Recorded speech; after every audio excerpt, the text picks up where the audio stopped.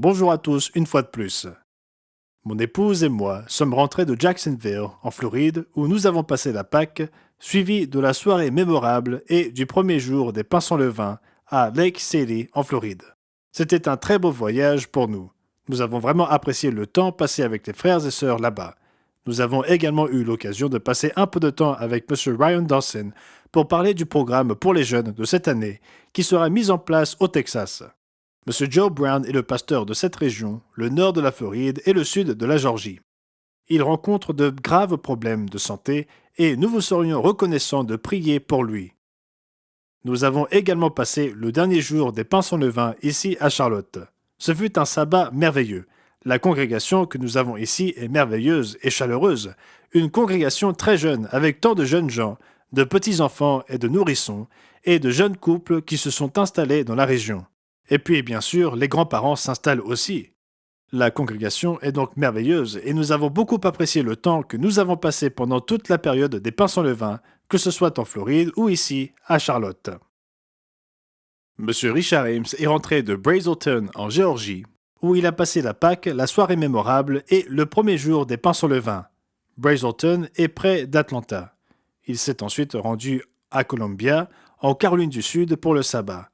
Une congrégation que nous avons fondée il y a plusieurs années et que nous sommes très reconnaissants de la voir se développer. Nous avons reçu un message de M. Peter Nathan. Lui et M. Scott Wennell ont passé le 7e jour des pains sans levain en Ouganda. Et jeudi, c'est-à-dire aujourd'hui, ils doivent rentrer au Kenya, où M. Scott Wennell prendra l'avion pour rentrer chez lui.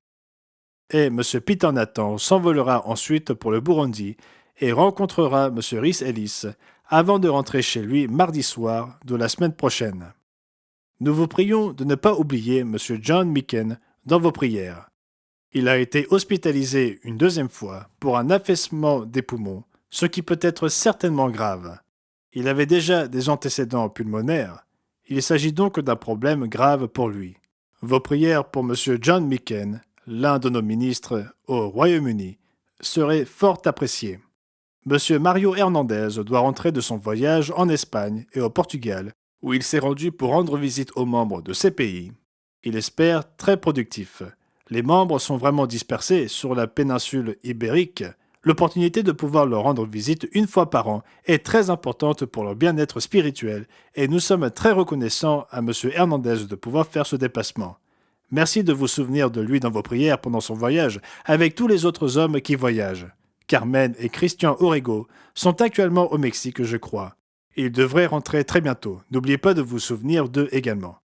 La première conférence du Monde de demain au Canada en 2023 aura lieu en cette saison. Il fait froid là-bas, il y a beaucoup de neige, et il est difficile d'organiser ces conférences en hiver.